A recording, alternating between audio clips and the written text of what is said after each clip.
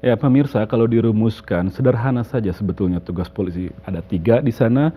Pertama, perlindungan masyarakat, lalu kemudian penjaga ketertiban, dan setelah itu penegakan hukum. Tapi di bawahnya ternyata banyak sekali hal yang diurus oleh para polisi ini. Tadi kita sudah membahas kasus-kasus besar dalam bidang korupsi. Di luar itu juga masih banyak kasus yang harus ditangani.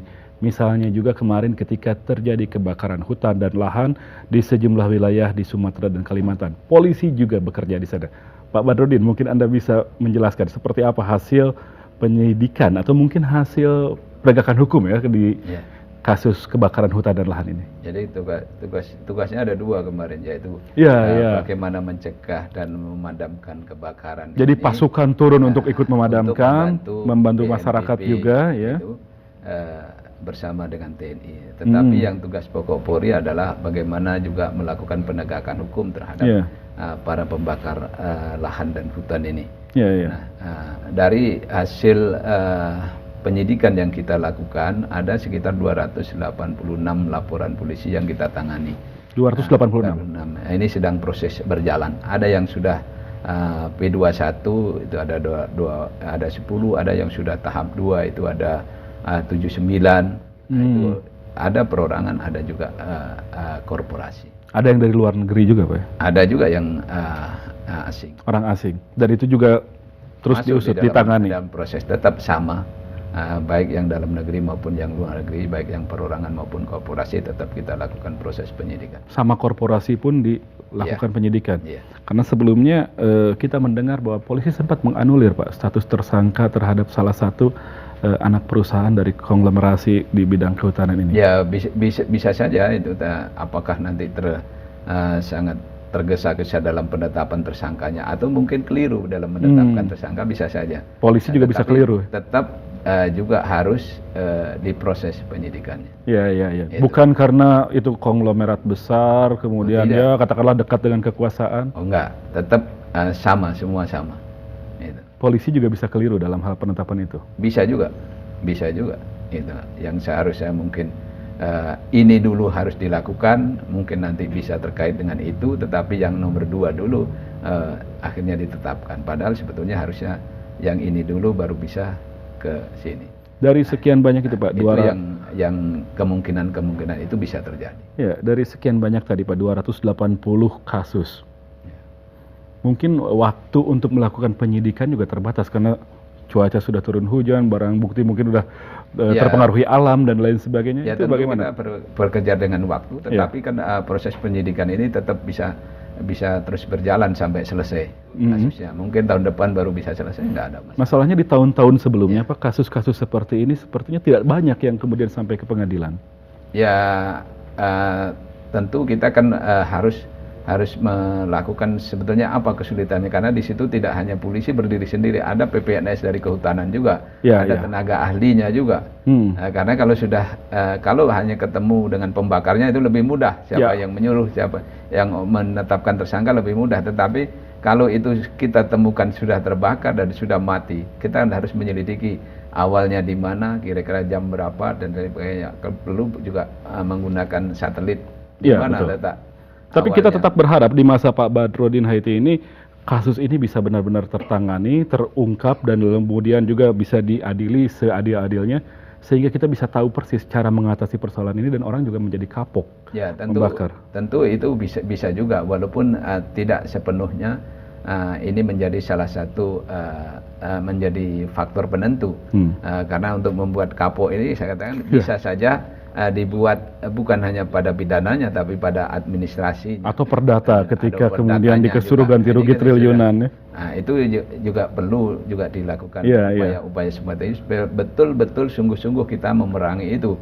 Tetapi yang perlu diingat bahwa memang ada yang sengaja membakar, ada yang karena terimbas pada dari api yang lain. Dari lahan lain. Misalnya, kalau misalnya kita punya kebun, apa mungkin kita bakar sendiri di situ? Kan nggak mungkin. Ya sayang ya. Itu bisa jadi seperti itu kalau memang tidak ada motif asuransi.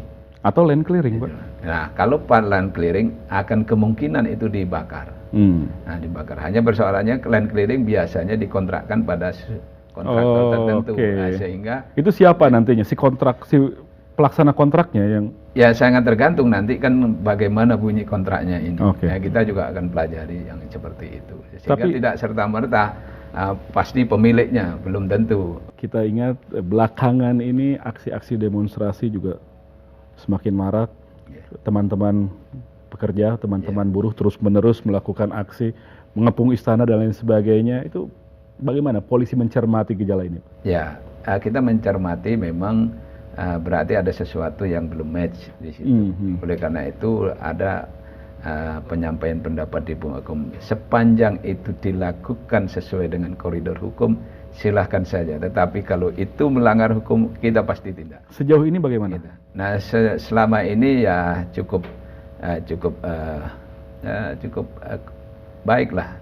Bisa kita kendalikan. Yang lalu juga sampai malam, padahal padahal sebetulnya dibatasi di dalam undang-undang sampai jam 18. Oleh karena itu kita harus lakukan upaya paksa untuk bisa membubarkan.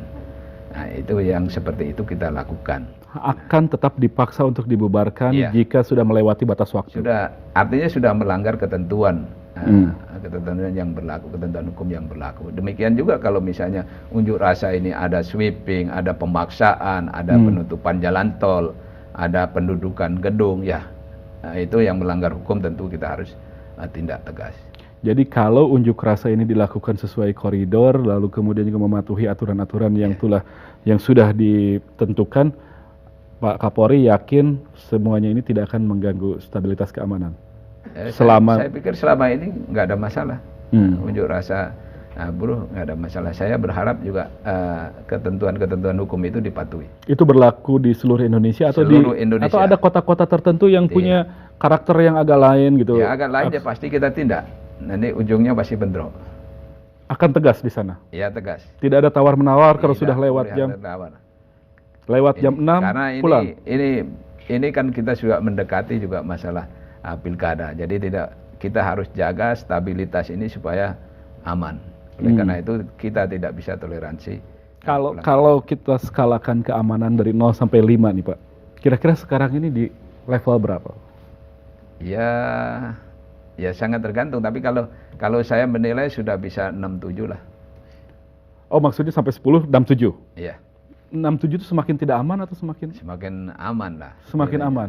Nah kalau pilkada nanti dekat, pengaruhnya gimana? Ya justru itu kan kita harus sebelum pelaksanaan pilkada kita harus menjaga stabilitas keamanan ini. Oleh karena itu sekecil apapun kita tidak bisa tolerir pelanggaran-pelanggaran. Apa yang paling diawasi Pak? Yang paling perlu diperhatikan faktor apa? Banyak, mulai dari terorisme, radikalisme, kemudian masalah terkait dengan konflik sosial, masalah terkait dengan masalah narkoba, terkait dengan masalah intoleransi, itu semua. Kalau dikaitkan dengan jelang pelaksanaan pilkada, apa yang paling menjadi prioritas? Ya ini kan proses kampanye ini, tentu kita harus hindarkan sama sekali konflik yang sifatnya massal, konflik sosial antar pendukung.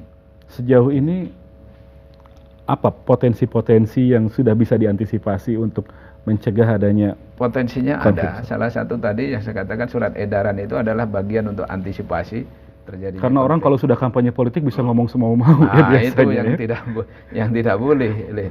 Oleh karena itu salah satunya itu. Dan Anda akan bersikap tegas juga dalam soal ini. Ada yang melontarkan ungkapan kebencian, itu harus kita tangani sesuai dengan pedoman-pedoman tadi.